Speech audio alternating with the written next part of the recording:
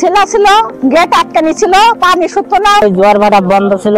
এই খালটাতে পানি তেমন একটা যাওয়া আসা করতে পারতো না। আগে খাল ছিল মুরা, ঠিকঠাক করিস টিকা রাখতে পারতিস। সমস্যা এই বেঞ্জালের জন্য, এই গরিব গরিব লোকজন মাছটা মারতে পারতেছে না, এদিকে আসতে পারতেছে না, ময়লা আবর্জনা বেঁধতেছে।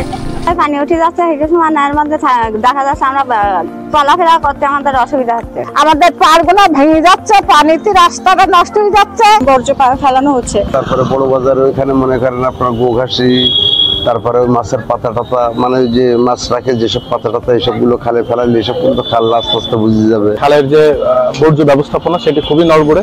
কয়েকটি ব্রিজ রয়েছে, ব্রিজগুলো আসলে অনেক নিচু থাকার কারণে দেখা গেল যে বর্জ্যের যে নিষ্কাশন যে ব্যবস্থা খালের সাথে লেগে যায়। কিন্তু আমাদের কদমতলা ব্রিজের ওই পাশ থেকে বেশ কিছু দূর খাল এখনো খনন হয় নাই। এই বড় বাজারের এখানে, কাটিয়া ব্রিজের ওখানে, থানাঘাটার ওখানে অনেক জায়গায় খাল খনন কমপ্লিট করা হয়নি। তলায় এই যে আমাদের নারকেল তলা মোড়ে এখানে কয়েকটি নারকেল গাছ, বড় বড় নারকেল গাছ পড়ে আছে খালের মধ্যে।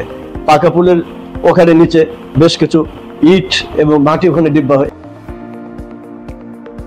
পাড়টা বেঁধে দেবে, রাস্তাটা ঠিক করে দিলে সরকার, আর কিছু চাইনি আমরা। খাদ্য যদি অব্যাহত হয়, জনগণের যদি অসুবিধা না হয়, সেটা খুব সুন্দর ভালো হয়। জায়গাগুলো আছে যা কোনো দখল করে অনেকে অবৈধভাবে ব্যবহার করতেছে, সেগুলো উদ্ধার করা। পানি উন্নয়ন বোর্ডের বিভিন্ন অবকাঠামোগুলো নির্মাণ করার আগে যে অবস্থায় ছিল সেই অবস্থায় ফিরিয়ে আনা এক।